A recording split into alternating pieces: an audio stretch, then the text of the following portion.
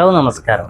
ഇപ്പം എന്താ പറയാനുള്ളത് പറഞ്ഞാൽ ഇതിൽ തന്നെ നമ്പർ 1 സ്ഥാനമാണ് നമ്മൾ മലയാളികൾ, അന്യനാട്ടിലേക്ക് പോകുന്ന മലയാളികൾ. അത് എത്രയാണെന്ന് കണക്ക് ഇന്നും നമുക്ക് വെളിപ്പെടുത്താൻ കഴിഞ്ഞിട്ടില്ല. കാരണം എന്താ പറഞ്ഞാൽ അത്രത്തോളം ഉണ്ട്. ഇന്നത്തെ കാലത്തും 5000 6000 ശമ്പളത്തിന് പണിക്ക് നിൽക്കുന്ന പല ചെറുപ്പക്കാരന്മാരും നമ്മുടെ നാട്ടിലുണ്ട്. കാരണം അവർക്ക് ഉള്ള ചെലവിനുള്ള വരുമാനമല്ല കിട്ടണത്. കാരണം പണ്ടുള്ള അരിൻ്റെ വിലയല്ല ഇന്നത്തെ അരിൻ്റെ. ദിനപ്രതി ഓരോ സാധനത്തിനും വില വർദ്ധിച്ചു കൊണ്ടേയിരിക്കുകയാണ്.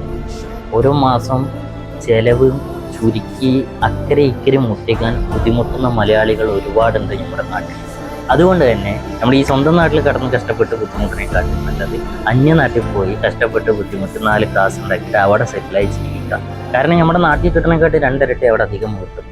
ഇങ്ങനെ പോയി പറഞ്ഞാൽ മലയാളികളില്ലാത്ത അന്യ സംസ്ഥാനക്കാരുടെ കേരളമായി മാറും.